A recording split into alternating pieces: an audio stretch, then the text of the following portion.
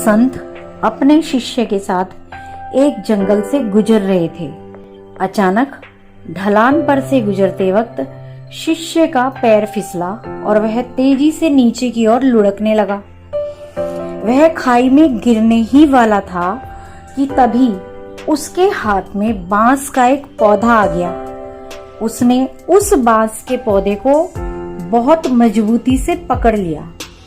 वह खाई में गिरने से बच गया। बांस का वह पौधा धनुष की तरह मुड़ गया, लेकिन ना तो वह जमीन से उखड़ा और ना ही टूटा।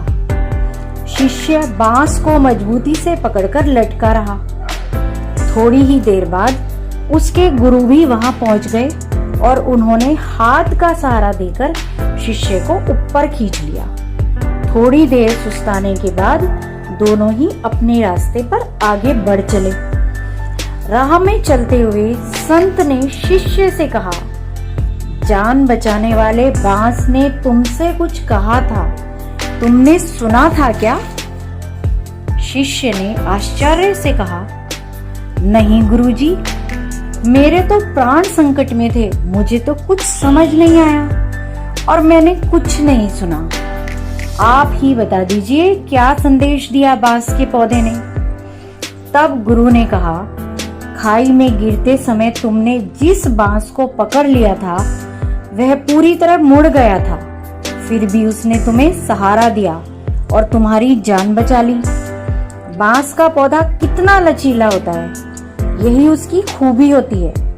तेज हवाएं बांसों के झुरमुट को झकझोर कर उखाड़ने की कोशिश करती हैं। बांस आगे पीछे हिलता रहता है और फिर अपनी जगह पर वापस आ जाता है, मगर उखड़ता या टूटता नहीं है। वह मजबूती से धरती में जमा रहता है।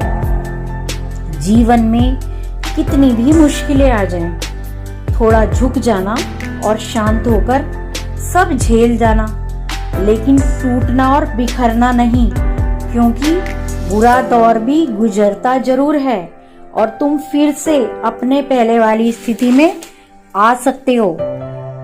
बांस हवा के हर तनाव, हर भार को न केवल झेल जाता है, बल्कि उस तनाव को अपनी शक्ति बनाकर दुगनी गति से ऊपर की तरफ आता है। मुसीबतों में फंसने के बाद सिर्फ दो ही चीजें हो सकती हैं, या तो आप बिखर जाओगे या फिर निखर जाओगे।